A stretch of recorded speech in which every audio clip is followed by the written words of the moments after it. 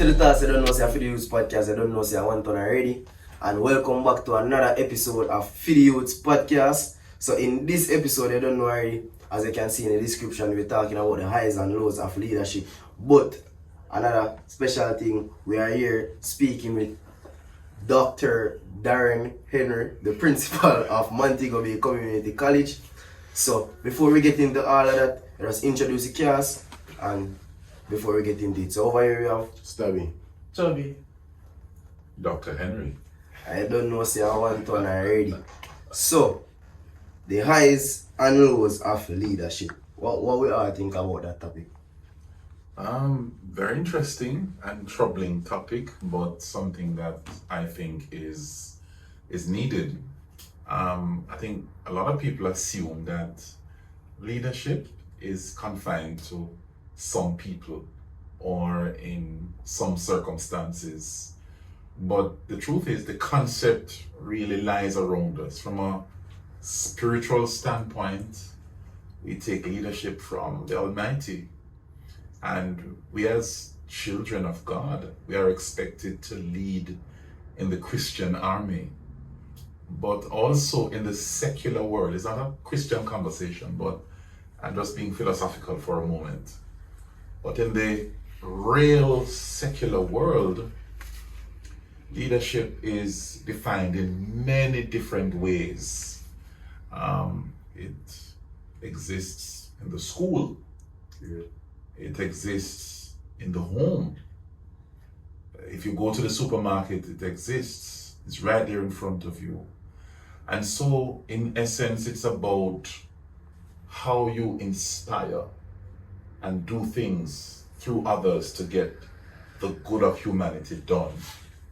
So think, for example, in a school environment, when a teacher engages you in a classroom setting, that teacher is demonstrating and deploying leadership. So they are getting you to be conditioned for learning.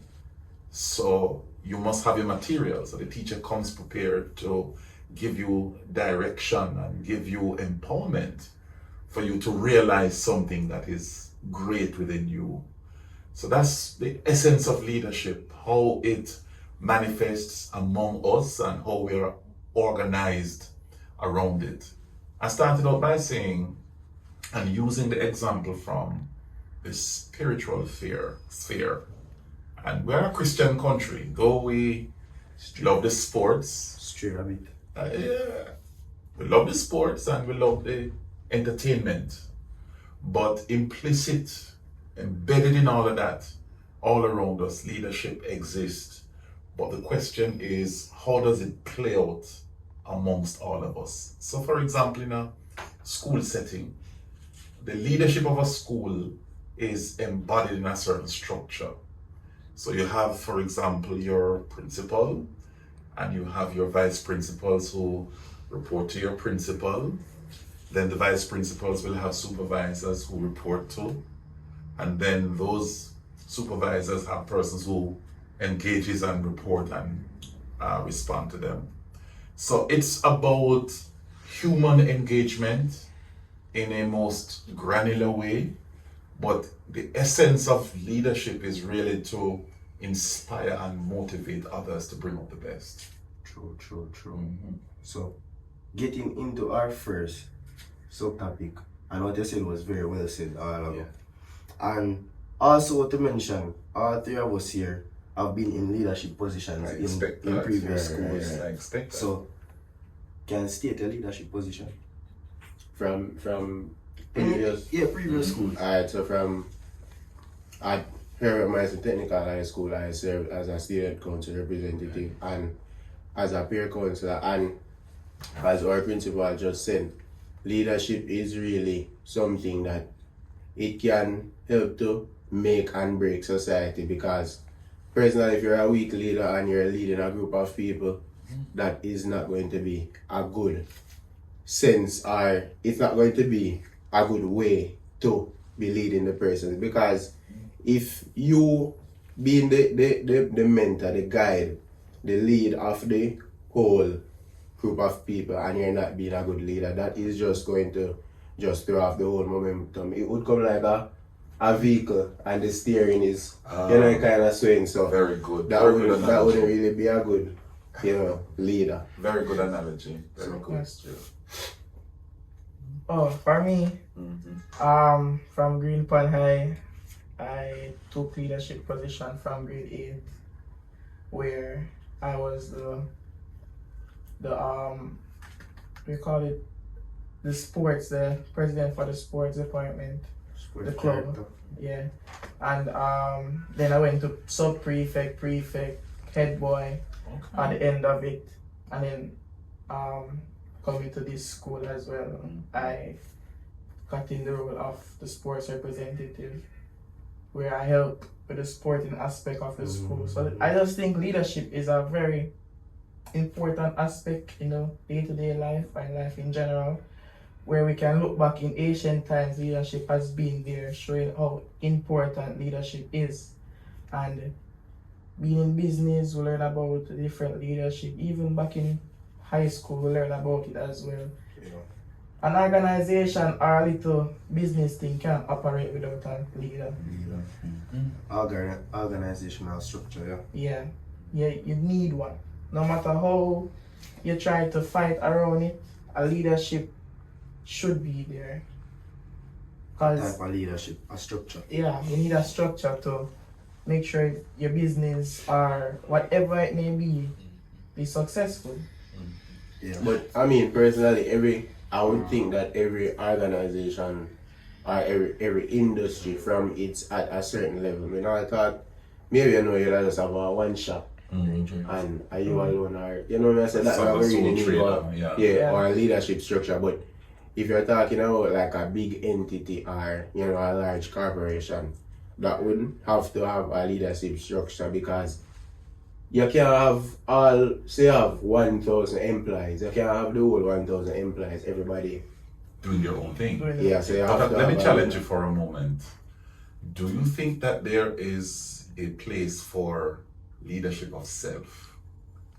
Because, and I want you to think about it for a moment, as a student of leadership, my master's degree is in leadership in TVET. My doctoral degree is in educational leadership. So I've spent years studying this thing called leadership. But what I've found is that the better of our crop of leaders are those who can lead themselves. And I want you to step back for a moment.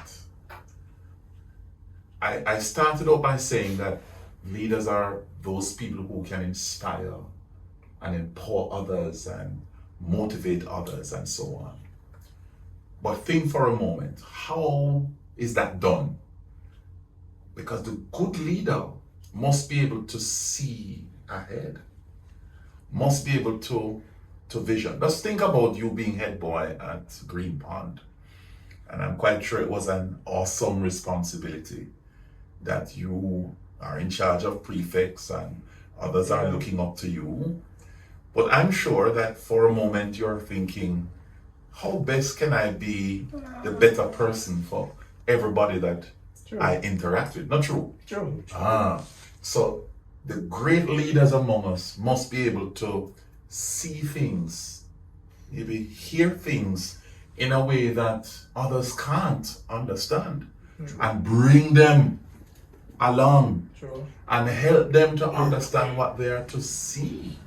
Because sometimes, when you lead people, it's not everybody want to be led. True. We have rebellious people around us. True. And as I speak about rebellious, because at my high school I was the student council president, and I was a part of the student council body before that. And one thing that comes in to play, basically like how leaders deal with accountability, criticism, and balancing what's right versus what's popular. You see that? Yeah. You see that scale right there?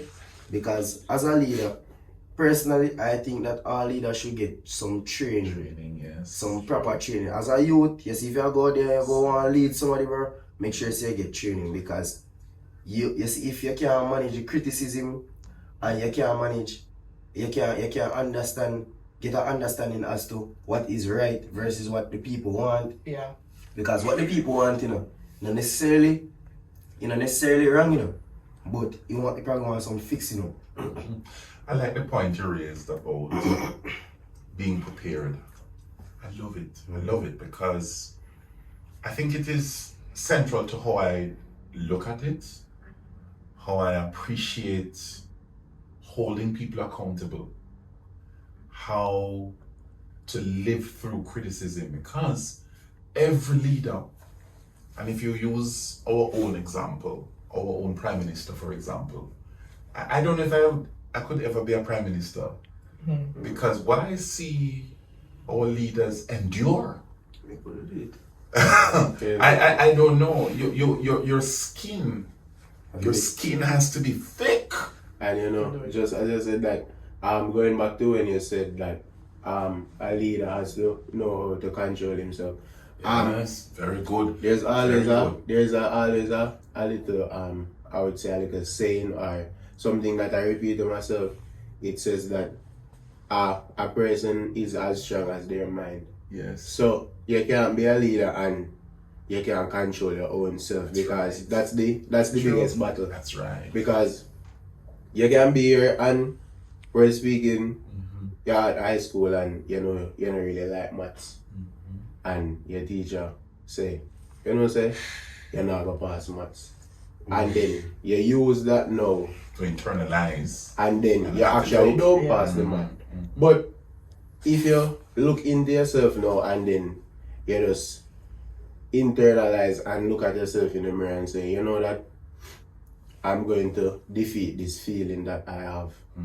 I know that I can do it, and you cannot, because the only thing that actually really holds back people nowadays is their self. Sure. You can't use other people's mistakes to blame. Absolutely. So you see, I go back to the point about leadership of self, and I hope you learned something new today. And the thing is, sir, when you look at it, leaders always put in some position where you have two parties want two different things, and they're looking to you to make the decision between the two parties. Not just make the decision, but solve the problem. Solve the problem. Needs of So many that's the tricky thing about it. If you don't have the mindset as a leader, and the courage, and the boldness, and because some leaders just coward, what if we make a decision and this person at the other side don't talk to me again? You have to look at it and say, what's best for the both parties and myself. You hear that? No, hold on. Let's reflect a second right there. Because the person who immerse themselves into leadership, it's more than just about them. It's about taking responsibility for others. Yeah. In as much as you take responsibility for yourself. You mentioned about accountability, which is another broad theme that is developing here. Good leaders must hold themselves accountable. So if you say that you live by the word, if you are someone of high integrity, you must act that way. What you say must reflect how you act. That others can model, because good leaders are good role models, and others can model their behavior. Can't talk, walk you. Absolutely. Very important. Really and truly. From high school, level grade, there's when we realize the importance of clubs. Yes. Where even if you're not the head of the club, being in the club can build you as a leader. Absolutely. Remember we went to the youth fellowship and Aunt Diana was talking about interviews. Interviews. Most interviewers look for what can you bring to their organization. Which club have you been in? It can go there and just sell yourself like you were the president of the debate club. The way how you portray and talk, they may say, he was a leader in some way throughout his journey through life. Yes. Okay. Good point. Very good point. Even right now, you have some youths, let me tell you, it's not that you don't have the quality to be a leader. Because I know some people that look at me like older people and say, you look like you can be a leader. You look like you lead some. Why you think so? Why? I don't know, probably because our operate probably. It's the way how you Walk carry or yourself. talk or Yeah. something. Well, I can tell you. So when you guys came in, because I can spot good leaders right away. I can tell you. You know what you were doing?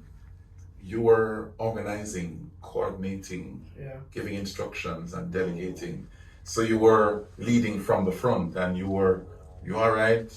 You do that. You do that. You do that. Right? But what you were doing, in addition to managing, and I want to talk about that in a second, but you were inspiring them to get ready. All right? Microphone ready. We must put this. And the best angle is, it might look technical, but those are essential technical leadership skills. But I want for a moment, because some people tend to misunderstand these two very important concepts. So we're talking about leadership today, but there's the other little brother of leadership called management, which is related to closely, but is not the same thing. Because whereas one is about inspiring others, motivating others, having a vision, empowering others to see the vision, then they're the other side of the control. That's where the accountability part coming now, you know. Yes. The control, the determination as to who is responsible, the determination as to how much is to be done, at what pace, when, why, yeah? The true leader must understand the difference between the two concepts. Leadership and management.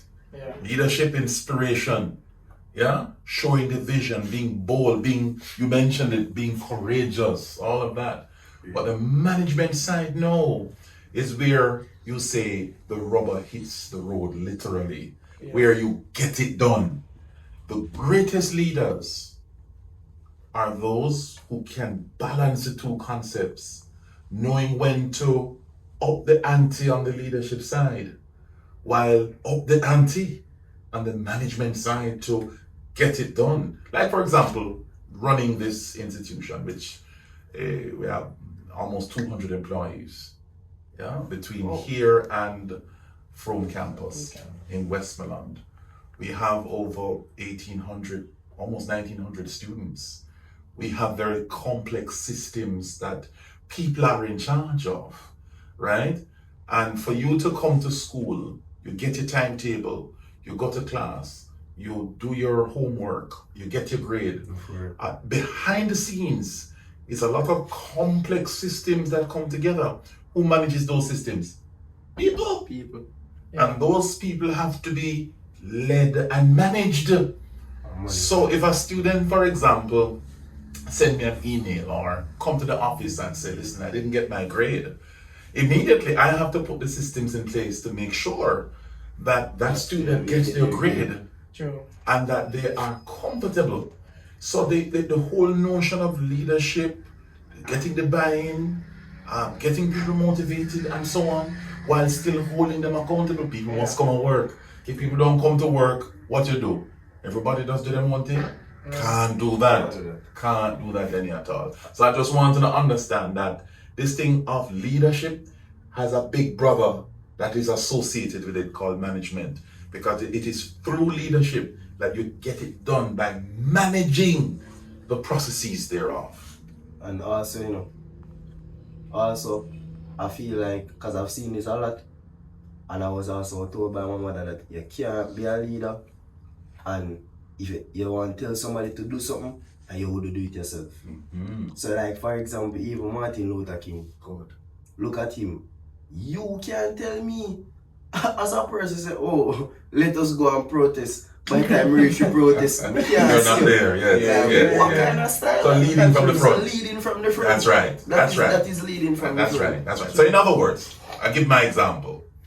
So if I demand that my teachers teach at optimum, they must be the best, it means that me must demonstrate being a good teacher. True.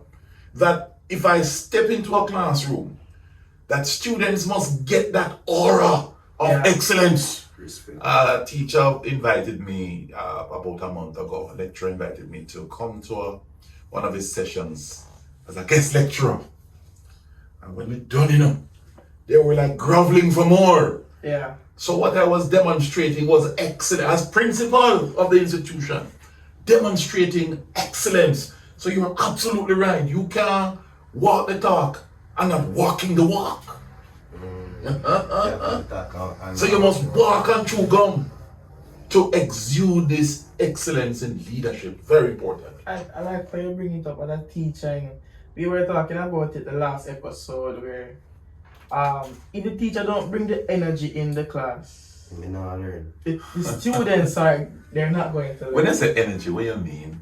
Like- Explain. I want to hear from you. When I say energy. For me, Mhm. if a teacher just come in and start reason with Yeah, not call the teacher. not calling a Not teacher. call the teacher. But if a teacher come in with your nobody energy, lose for their word. example, Yes. or come and reason while teaching and giving us like throughout their life what they went through and how to deal with the situation and while we're learning, I guarantee students will learn more than a teacher that comes in and just put the work on the board and just say, do this, do that. Interesting. Like Interesting. being a teacher, as he said, is a leader as well. So if you come in with a good structure and teacher and the students then will say, oh, this man mean business. I can relate to this guy. Yeah, you know something? When I was teaching at Jamaica College years ago, I used to teach communication studies and English.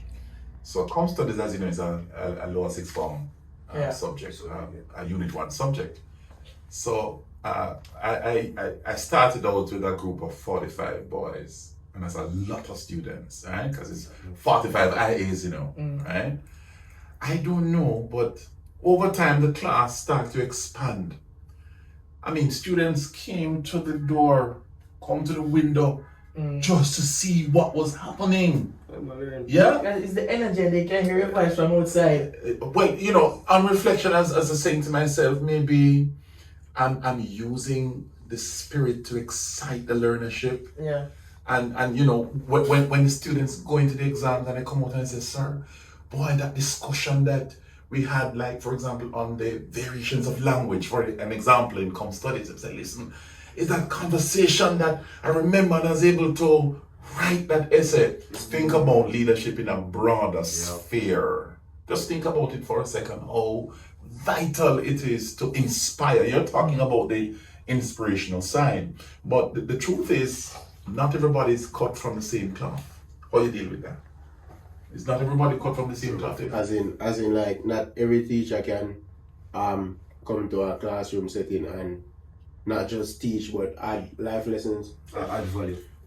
Well, I mean, I agree with what he said, that because speaking from my personal experiences, when I was at high school, you're going to have multiple teachers, some that just teach and some that actually it come and tell you about life experiences and stuff. And to be honest, personally, I remember the life experiences sometimes even more than the actual content. So I believe that if just using teachers,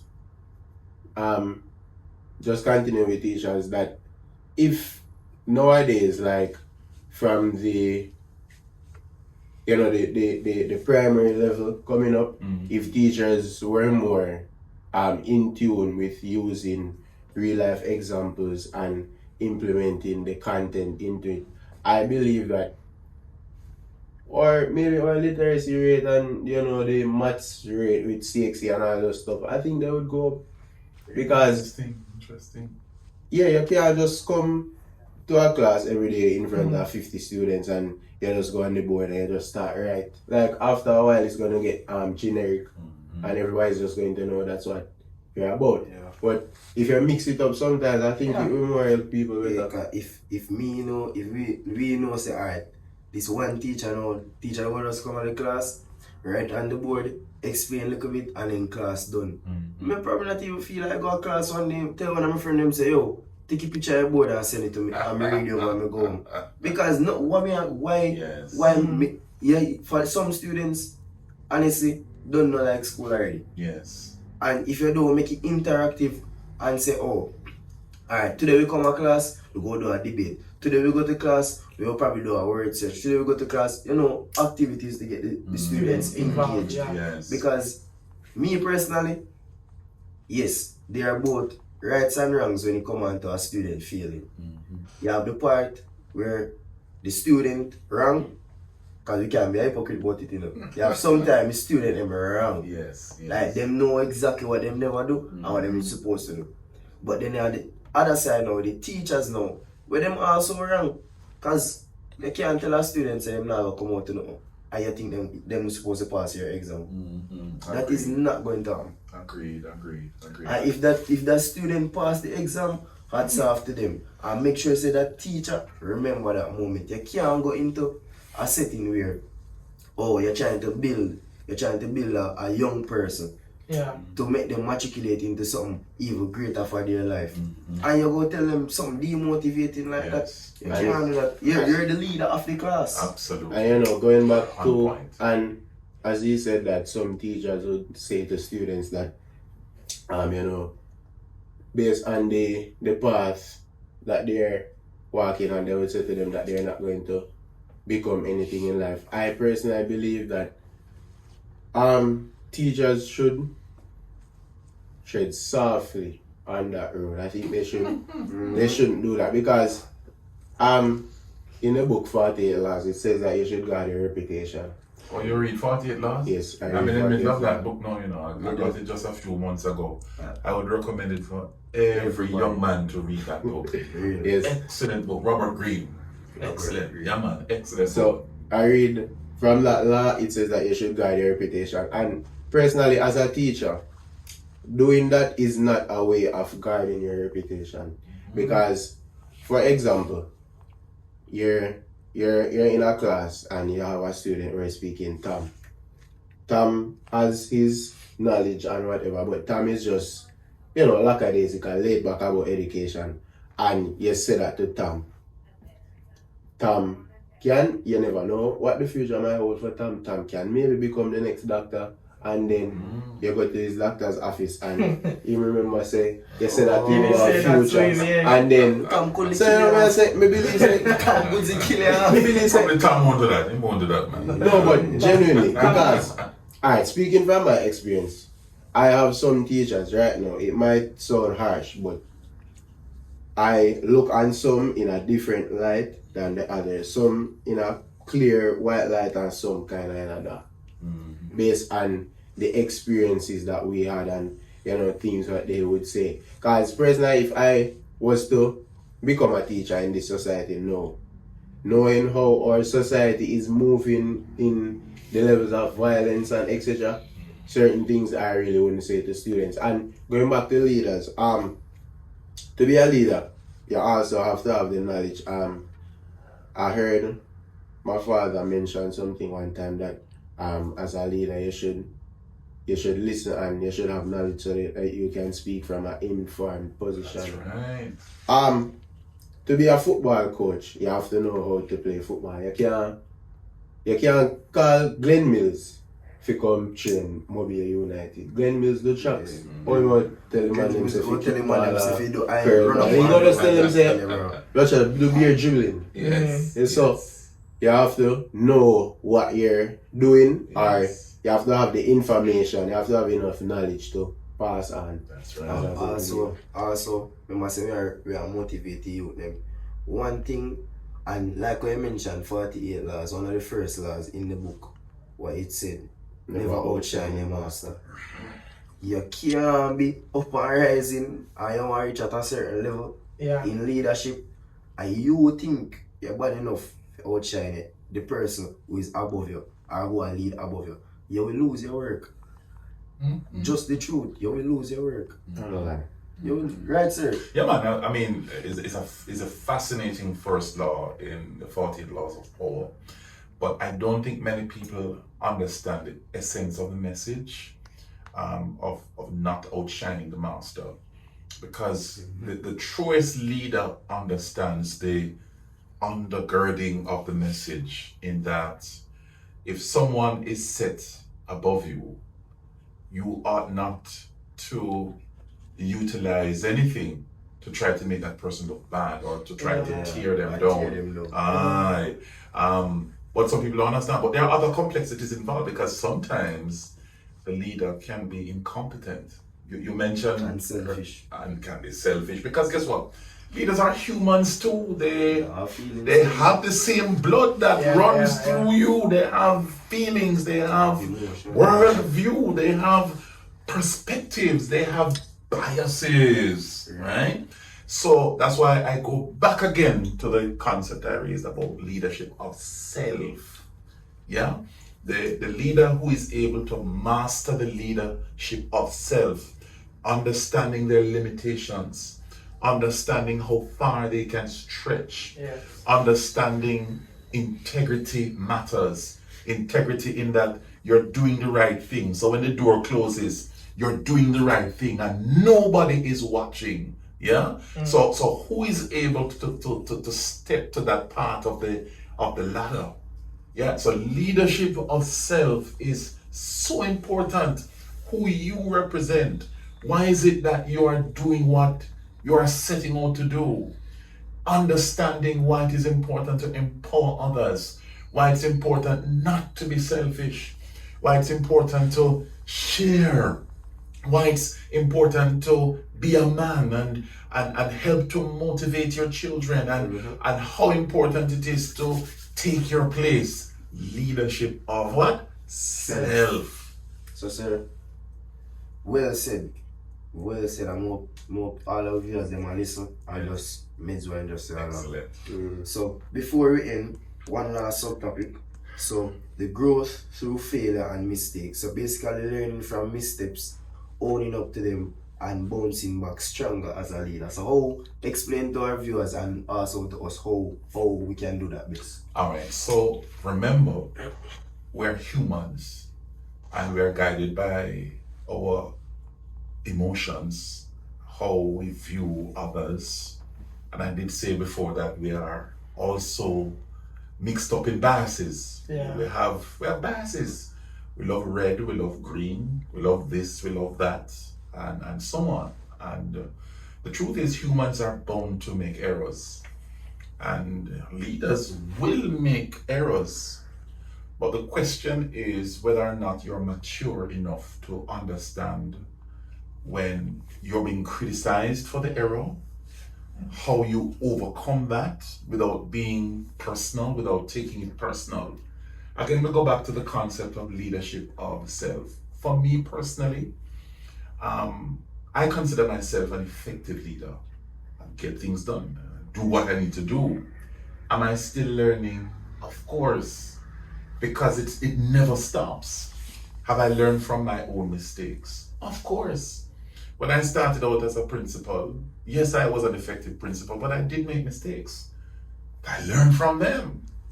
By applying myself more, by reading more, by networking more with other professionals, other persons who are far advanced in their leadership capabilities. Yes, being honest with yourselves, understanding the importance of integrity. Remember what I said before, leadership and integrity go hand in hand. Doing the right thing when nobody is watching. And I've had to master that, yes? So you're going to make errors, especially when you are young and inexperienced. But with time, with the mindset for growth, with the mindset to network and to understand the importance of doing right, the importance of understanding the human good, the good of humanity, and what you're contributing to humanity, why you want life to be better, why you want others around you to be inspired by you. So you must understand and appreciate your limitations. You can't be arrogant. A lot of leaders suffer from big egos, and it's fine, because egos and leadership, those qualities go hand in hand. Well, the question is whether or not you're able to suppress the ego when necessary. You have to tone it down sometimes. Personally, I've had to tone it down too. But how do you know when to tone it down? So maturity in understanding you, leadership of what? Self. Yeah, and you can't do it alone. I can tell you for some people, I love to interact with students because I want when I interact with them, they learn something from that interaction because I'm learning something from them. So that's the other lesson. Having the ability to constantly learn, unlearn and relearn new things. So in other words, to overcome all of that, you must remain at the edge of knowledge. Yes, you must remain at that threshold of learning, because no good leader knows it all. True. So have that mindset to learn, to understand, to grow, to be the best self. That's my approach to leadership. And very well said. And as the subtopic says, I believe that our leaders should have setbacks. They will. Because personally, By nature, go on. if you're a person and you decide say, today I want to turn an artist, and you just go to studio, one song, hit. After a while, I feel like say, just because of how easy it happened, your work ethic, your quality is going to decrease. Because I believe that people who fight hard for what they want are better persons. So if you have a leader now and him grew up in a rich family and all kind of something, and then him just as him turned 19 head of some big corporation compared to a leader now who 30 start off supervisor, manager, come up. The one who start from the lower roles is the better leader, and everything in life that happens for a reason. I believe that God makes some things happen to prepare you for And strengthen you too. yes, Prepare and for prepare you yourself. for The things best that to is come. yet to come. Right? Exactly, Yes. because very good. Very good. As I said, I think I said this in the last video. If God knows that if him give you $10 million today, you're gonna just lose yourself. So he might give you 1 million first and make you lose your know if you so you can ready. So as all leaders know, if you have mistakes and things where you can look back on so you can know say yo. Yeah. So And also learning from the missteps of others too. Because I think there's a well-known saying that the wise man learn from the mistakes of others. So if you see others in a certain pitfall, you ought not to, by virtue of good wisdom, not to follow suit. Yeah. So that's important too. So not just learning from your own mistakes, but from the storied mistakes of others too. Very important. That's true. Sometimes feel like you might set a standard for yourself without even knowing, like subconsciously. Because even like an artist right now, as you said, might come out one day, record a song, 2 million or whatever views, right? Or even not even that, let me say a footballer. First season, you come out, you score 30. like 30 goals, Yeah. assists and all of that. Everything. You basically set the standard for the next season. So you have to surpass that or level that. Yes. And sometimes I feel like when people now, like say for instance, after that now, I don't get to that level again, it's just to show that, alright, that's where I can be, here's where I am now. I need to get back up there True. again. So you have to just, at the end of the day, it comes down to leading yourself.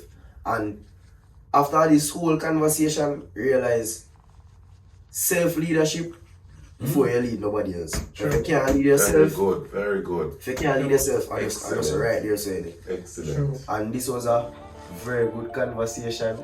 The cameraman signal to me about 40 minutes a while ago. And initially we had said we go shoot like from 20 to 30 minutes, but it was a very good conversation. And honestly, thank you. Yeah man, respect man.